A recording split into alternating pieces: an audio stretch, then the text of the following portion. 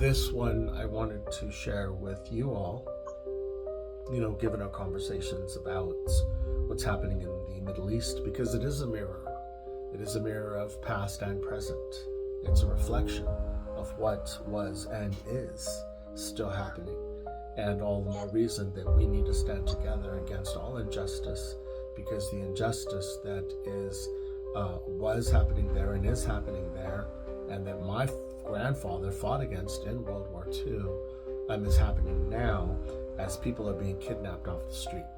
And it's I see videos every day of one that really grabbed my heart. There was a neighborhood of women. The woman they wanted to take might have been arms around a tree, and everybody else had their arms around her. And it was all women. I could hear a man yelling that ICE didn't have a warrant. They didn't have a warrant.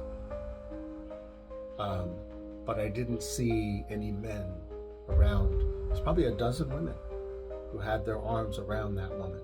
And one by one, ICE and police removed the women and then took her.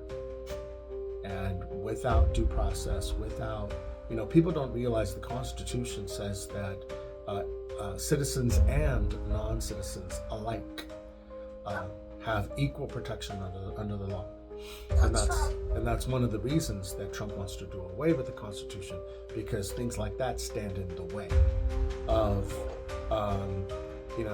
we think that slavery was outlawed, but even the 13th Amendment says except in prison. And so what they're trying to do is amass a prison labor workforce. And they will do it with anybody who stands against him, citizen or not. The group that he largely got his voters to vote for him, to say the criminals, the MS-13ers, etc. That's not who we're seeing be arrested. We're seeing workers. We're seeing farm workers. We're seeing people in the service industry who came for a better life and to give their children a better life. These are just,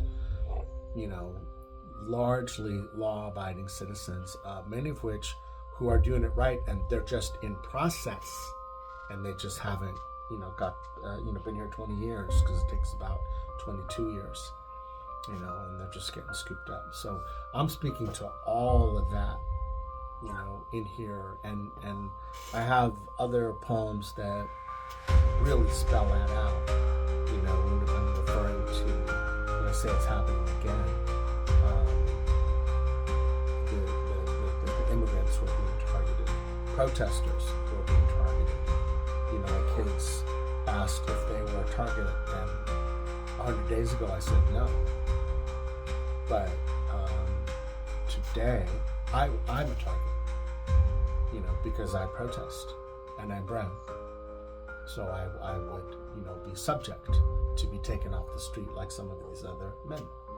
And but I will continue to do so because it's the right thing to do.